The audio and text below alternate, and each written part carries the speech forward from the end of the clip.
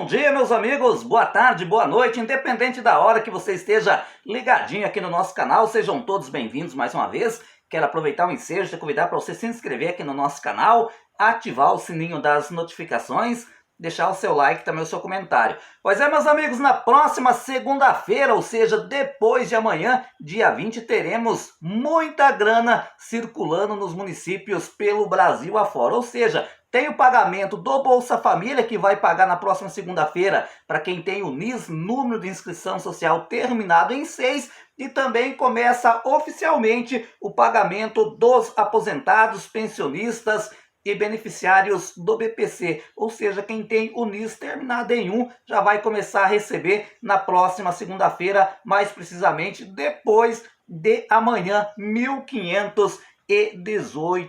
Só que, como eu frisei, né, primeiramente vai receber quem tem o NIS terminado em 1. Olha, meus amigos, o INSS afirmou nessa última sexta-feira que a partir da próxima segunda-feira, dia 27, as perícias que estão direcionadas a médicos em estado de greve serão automaticamente reagendadas pela Dataprev para um outro funcionário que esteja atendendo normalmente. Ou seja, querendo ou não, meus amigos, essa greve, né, que tem acontecido no INSS, principalmente em relação à perícia médica, que segundo a informação, em torno de 10% do contingente médico está de greve, né, tem afetado muito, né, a questão da perícia médica em relação ao BPC e em relação ao auxílio doença. Mas agora o INSS tomou, né, essa atitude, né, que a partir de segunda-feira, quando digamos que você tem uma perícia marcada com tal médico perito, só que esse médico perito está em greve, o próprio sistema da Dataprev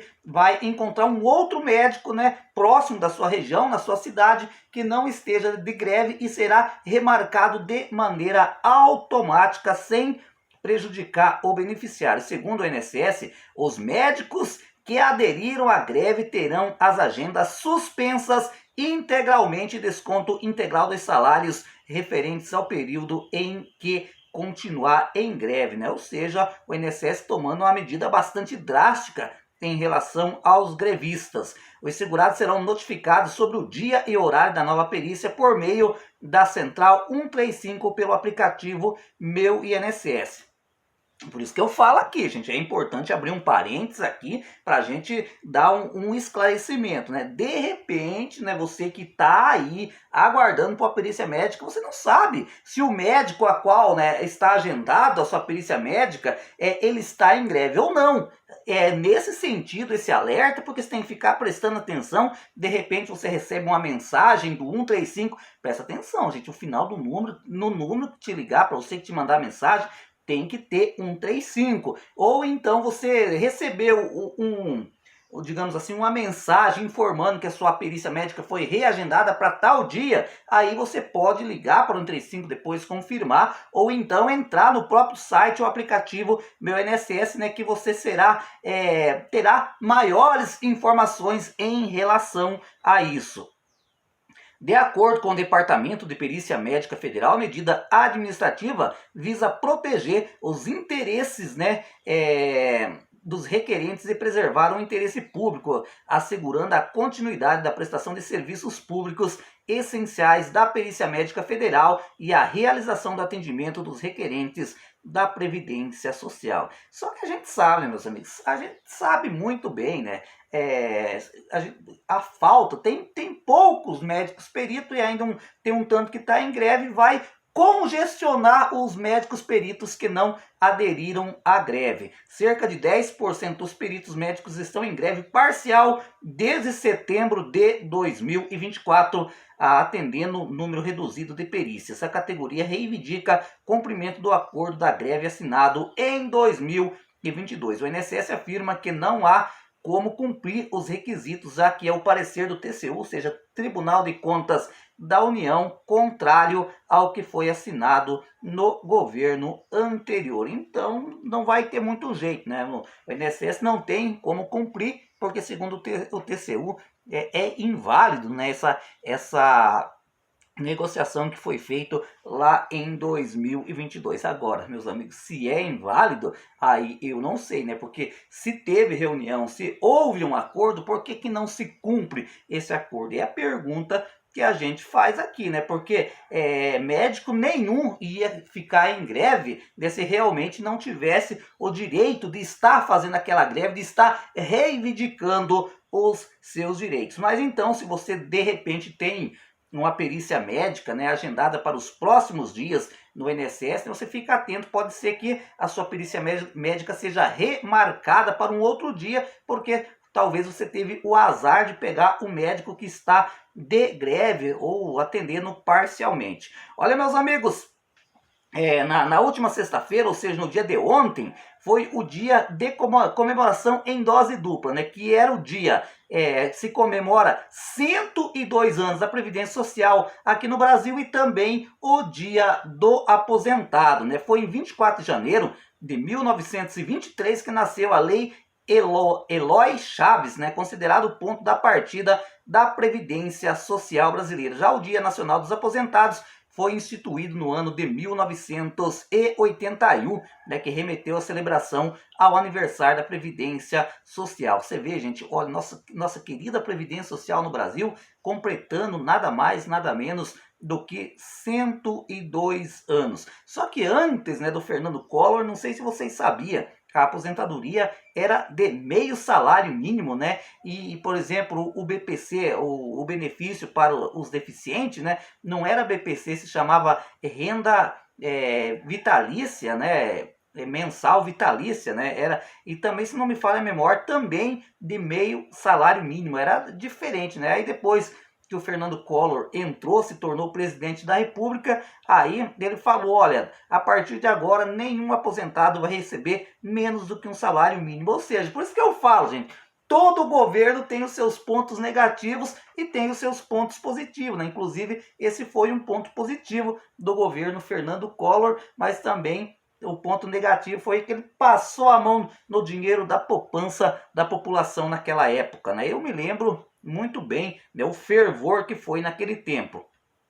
Olha, meus amigos, segundo o próprio INSS, né, dos quase 41 milhões de benefícios pagos pelo INSS, conforme dados de novembro, a aposentadoria são mais a metade, ou seja, o INSS tem 21,1 milhões de aposentados no país. Desse total, 12,1 são mulheres, né, e 11,4 são homens, ou seja, a grande maioria dos aposentados no Brasil são mulheres. Ah, César, mas falou assim que o INSS tem apenas 25,1 milhões de aposentados. É, exatamente, gente. Quando estamos falando aposentados, né, que são do trabalhador rural, né, que se aposentou por idade, que nós temos o aposentado por tempo de contribuição e temos aposentado por idade, né? Dá 41 milhões quando você soma, que paga salário maternidade, que paga auxílio acidente, que paga auxílio doença, que paga aposentadoria por invalidez, que paga o BPC. Mas aposentado mesmo, no preto e no branco, no Brasil nós temos 25,1 milhões de aposentados. Então, parabéns, né? A nossa Previdência Social, que completou 102 anos, né? Que é a maior seguradora que existe no Brasil, e parabéns a todos os idosos do Brasil que ajudaram, né, a construir essa nação do jeito que ela está hoje, e ajuda ainda, né? Porque a gente sabe que os idosos hoje, muitas vezes, é o arrimo de família, é ele que coloca a comida dentro de casa. Olha, meus amigos, dando sequência no nosso primeiro boletim informativo, em 2024 a Força Tarefa Previdenciária evitou um prejuízo de quase 400 milhões de reais à Previdência Social. A operação, que visava combater irregularidade no pagamento de benefícios, resultou em uma economia estimada de 393 milhões. As autoridades ressaltaram a complexidade do cenário, que envolve crimes cibernéticos sofisticados e requer conhecimento especializado para sua prevenção. Ou seja, gente, essa força-tarefa previdenciária, né, que é junto com a Polícia Federal, com a Polícia Estadual, com o próprio pessoal de inteligência do próprio INSS, não tem uma tarefa fácil, né? É gente tentando dar golpe na Previdência Social de maneira física, né, ou seja, abordando aposentados, como, por exemplo, gente se passando por servidores do INSS, indo na casa dos beneficiários, né? Também tem a questão, principalmente, dos golpes virtuais, né? Esse que é o grande problema. A Coordenação Geral de Inteligência da Previdência Social desempenhou um papel crucial nesse esforço, realizando 75 ações ao longo do ano. Dentre essas, 52 foram operações especiais, né? E 22 ações de flagrante que culminaram no cumprimento de 344 mandados judiciais. Desse, 99 resultaram em prisões e afastamento de função pública. Também, né, a gente sabemos muito bem, né, que infelizmente tem muitas delitos cometidos contra a Previdência Social que tem alguém que facilita dentro do próprio INSS, ou seja, envolvendo servidores. E aí essa inteligência, né, da própria Previdência Social, né, investiga nessas possíveis causas, porque o INSS não tem um minuto de sossego, gente. Sempre tem alguém querendo lesar o dinheiro dos aposentados, surrupiar o dinheiro dos aposentados, e graças a Deus, né, essa força-tarefa, né, ela tem sido bastante atuante nesse sentido, e com toda certeza tem um desafio cada dia mais difícil, né, por causa que os golpes estão cada vez mais sofisticados, né, e principalmente no campo da cibernético, né, no campo virtual, ou seja, tomam a conta, por exemplo, dos aposentados,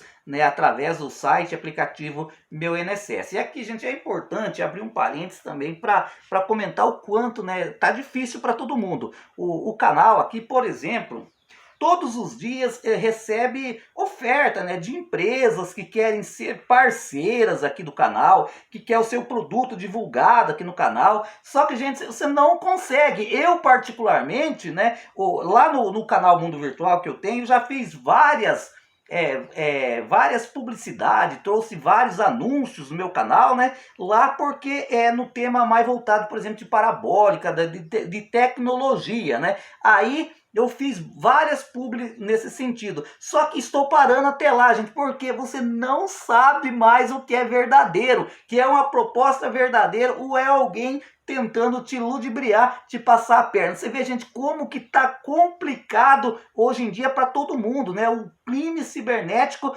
chegou para todo mundo. É golpe em aposentado, é golpe em youtuber, é golpe no trabalhador, de maneira geral. Tá bastante complicado, né? Antigamente, a gente tinha que se preocupar na rua, né? De ser assaltado na rua. Hoje a gente é assaltado dentro da própria casa, mas não alguém arrombando a porta, mas pela internet, né? E no INSS não está sendo diferente, digamos assim, está passando por esse sufoco.